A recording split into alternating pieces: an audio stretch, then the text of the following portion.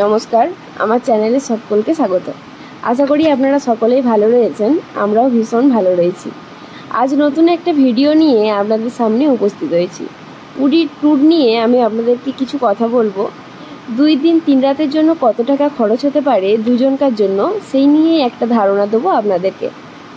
যারা সামনেই ভাবছেন পুরী যাবেন বা দুর্গাপুজোতে যাবেন ভাবছেন, তাদের কথা মাথায় রেখে এই ভিডিওটা।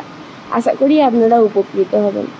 আপনারা যদি খড়গপুর থেকে পুরী ডাইরেক্ট যান, তার জন্য যে ট্রেনগুলি রয়েছে, পুরী সুপারফাস্ট, জগন্নাথ এক্সপ্রেস, এগুলি রয়েছে। তো এগুলিতে কটার সময় ট্রেন ছাড়বে এবং কটার সময় পৌঁছাবে তার ডিটেলস আমি স্ক্রিনের মধ্যে দিয়ে দিয়েছি। আমি যেহেতু ভিডিওটা সবথেকে লো প্রাইসের উপর ডিপেন্ড করে বানাচ্ছি, তাই টিকিটের মূল্য আমি 150 টাকা ধরেছি। 135 টাকা তো রয়েছে, আমি 150 টাকাটাই ধরলাম মোটামুটি। আর আপনাদের যদি সামর্থ্য থাকে তাহলে আপনারা বন্দে ভারতে যেতেই পারেন, 1050 টাকার মতো টিকিট পড়বে।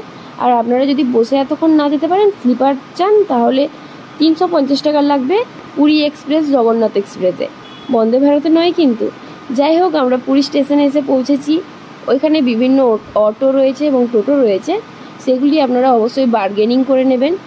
বার্গেনিং করলে মাথা পিছু 50 টাকা করে পড়বে। আমাদের পুরী স্টেশন থেকে স্বর্গদ্বার বিচ পর্যন্ত 50 টাকা করে ভাড়া পড়েছে।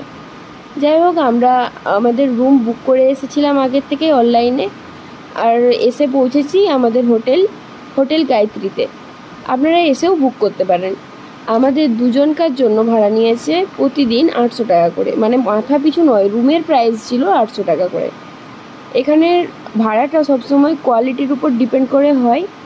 যে সামনে দেখতে পাচ্ছেন সমুদ্রটা দেখতে পাওয়া যাচ্ছে, আর রুমের পরিস্থিতি খুব খারাপ নয়। একটা আয়না ছিল, বাথরুম ছিল, রান্নাঘর ছিল, আর রুম পরিষ্কার পরিচ্ছন্ন ছিল, সব নিয়ে ঠিক আছে।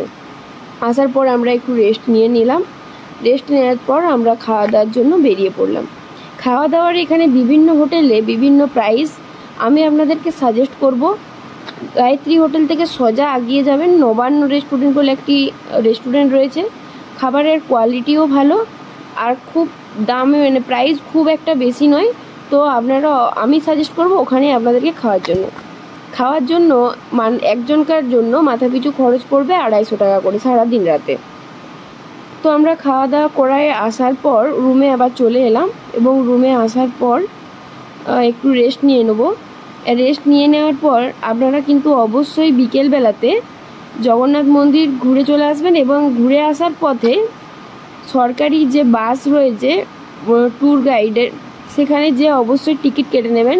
কারণ আগের দিনে না টিকিট কেটে নিলে আপনি পরের দিনে আর যেতে পারবেন না ঘুরতে। আর আমি আপনাদেরকে সাজেস্ট করব যে অবশ্যই সরকারি বাসের মানে বাসেই যাবেন, কারণ সরকারি বাসে এত সুন্দর সার্ভিস, খুব ভালো লেগেছে আমার। এই যে সামনে ট্যুর গাইডের যে মানে গাইডার রয়েছে, তিনি আমাদেরকে সব তথ্য দিচ্ছেন যে কোথা থেকে কোন মন্দিরকে যাব, কোথায় কোথায় যাব, সেখানে কি কি ঘটনা ঘটেছিল, কত সালে হয়েছিল, সবই আপনাদেরকে তথ্যের মাধ্যমে ওনারা জানিয়ে দেবেন। যাই হোক, আপনারা ঘুরে আসার পর আবার সেই দিনটা মোটামুটি একটা দিন কেটে যাবে। সকাল 6টার আগে সেখানে যেয়ে ঢুকে যেতে হবে। আর আপনারা যদি চান, তার ফোন নাম্বার আমি আমার কমেন্ট বক্সে দিয়ে দেবো, আপনারা যদি কেউ চান। তো সেই দিন রাত্রেবেলায় ঘুরে আসার পর আপনারা আবার সমুদ্রের বিচের ধারে কাটিয়ে দেবেন। এইভাবে আপনাদের 2 দিন কেটে যাবে।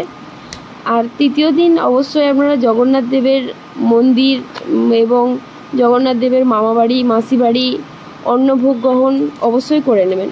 তাহলে আপনাদের 3 দিনের ট্যুর কমপ্লিট হয়ে গেল। এরপর 3 দিনের ট্যুরে কত টাকা লাগলো সেই হিসাবটা দুজনকার জন্য তাহলে খরচ পড়বে 5000 টাকা যাওয়া আসার জন্য। আদার্স খরচ কিন্তু আপনাদের কেনাকাটা বা আরও বিভিন্ন জায়গায় কিছু কিছু টাকা লেগে থাকে, বিভিন্ন জায়গায় প্রবেশদ্বার লেগে থাকে, সেগুলো আপনাদের। আরও একটা নতুন ভিডিওতে আপনাদের সাথে আবার দেখা হবে। আজকের মতো এখানেই টাটা।